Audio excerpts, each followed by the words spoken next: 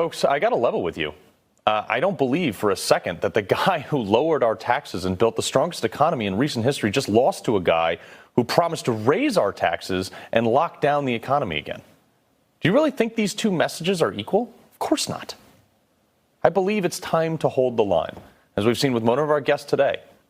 A guy who ran the worst campaign in history. I mean, barely got out of his basement. He struggled to put a sentence together, whose son is under investigation for what we believe is money laundering and couldn't even get endorsed by his own predecessor until the last minute, somehow got more votes than Barack Obama and arguably ran the most organized campaign in recent history for 2012. I'm highly skeptical, and you should be too. There are allegations of dead people voting, as you just heard from Matt Schlapp.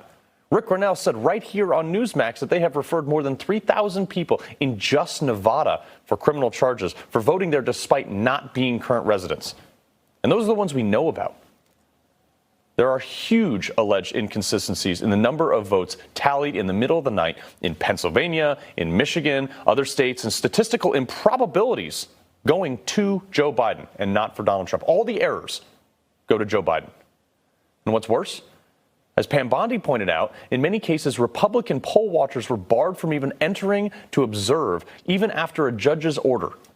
In Michigan, some reports say 6,000 votes were switched back to Trump after a, quote, glitch was found. That's the same software was also used in 47 other counties. So, yeah, I'm suspicious.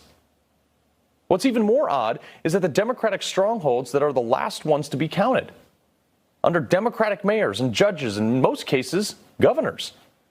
I watched these same bastions of liberalism burn down their own cities after they fumed over the fact that Trump was elected in 2016. And now what?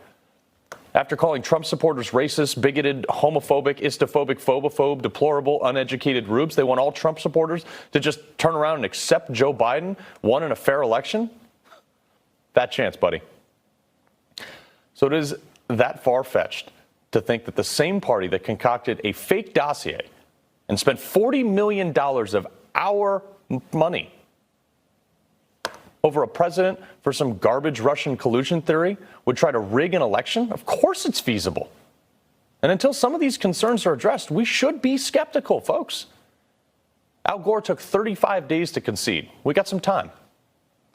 Never before have we seen a president that is this resilient and willing to fight. I'm praying he sees this through to the very end, until every ballot is reviewed and every legitimate vote is counted on either side. You dig in your heels and you fight everything you feel is not lawful, Mr. President. And after that, if Joe Biden turns out to be the duly elected president, then I will concede. I will sit here in this chair and respect him as my president. You have my word on that. But until then, strap in, America.